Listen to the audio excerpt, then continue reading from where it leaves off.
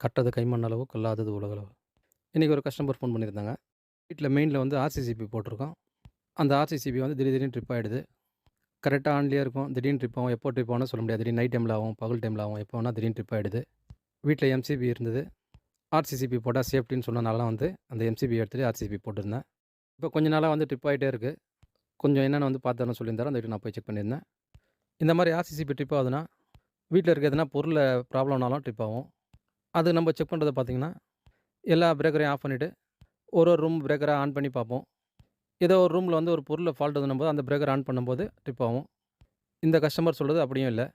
எல்லாமே கரெக்ட்டா இருக்கு. எப்போனாவது ட்ரிப் ஆகுதுன்னு சொல்றாரு. காலையில ட்ரிப் ஆகும், திடீர்னு மதியம் ஆகும், நைட் ஆகும், எப்போ வேணா ஆகும் அப்படின்னு சொல்லியிருந்தாரு. அதனால அவங்க வீட்ல இருக்க எல்லா ஸ்விட்ச் போர்டும் பிரிச்சிருந்தேன். எல்லா ஸ்விட்ச் போர்டும் பிரிச்சுட்டு பார்த்ததுல பார்த்தீங்கன்னா, கிச்சன்ல இருக்க ஸ்விட்ச் போர்டு பிரிச்சிருந்தேன். அந்த கிச்சன் ஸ்விட்ச் போர்டு உள்ள பார்த்தீங்கன்னா, ஃபுல்லா தண்ணி வந்திருக்கு. இந்த கிச்சனோட ஸ்விட்ச் போர்டு வச்சிருக்க இடம் பார்த்தீங்கன்னா, அவங்க வீட்டோட பாத்ரூமோட செவுத்து சைடு கிச்சனோட ஸ்விட்ச் போர்டு இருக்கு. அந்த வால் மேல் சைடும் பார்த்தீங்கன்னா, ஒரு பாத்ரூம் இருக்கு மேல் ஃப்ளோர்ல. இந்த கிச்சனோட ஸ்விட்ச் போர்ட்ல ஃபுல்லா தண்ணியா இருக்கு. அதுக்கப்புறம் இந்த ஸ்விட்ச் போர்ட்ல இருந்த ஒயர்லலாம் டேப் அடிச்சிருந்தது. அதாவது இந்த போர்ட்லேருந்து பக்கத்துல இருக்க ப்ளக் பாயிண்ட்டுக்கு வந்து ஃபேஸ் எடுத்திருக்காங்க. அதெல்லாம் வந்து ஜாயிண்ட் அடிச்சு டேப் அடிச்சிருக்காங்க.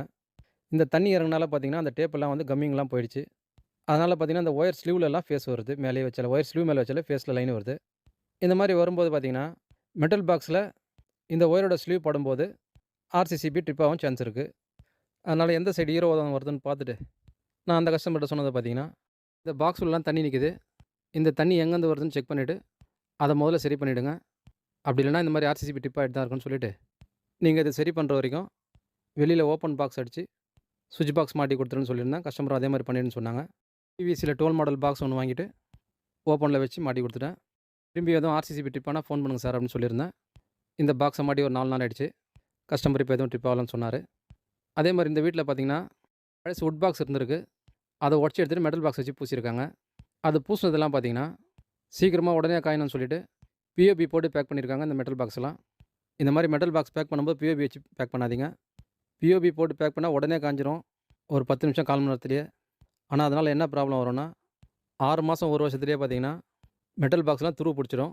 இந்த மாரி வுட் பாக்ஸ்லாம் எடுத்துட்டு மாடல் பாக்ஸ் வச்சு பூசும்போது, பிஓபில பூசாதீங்க.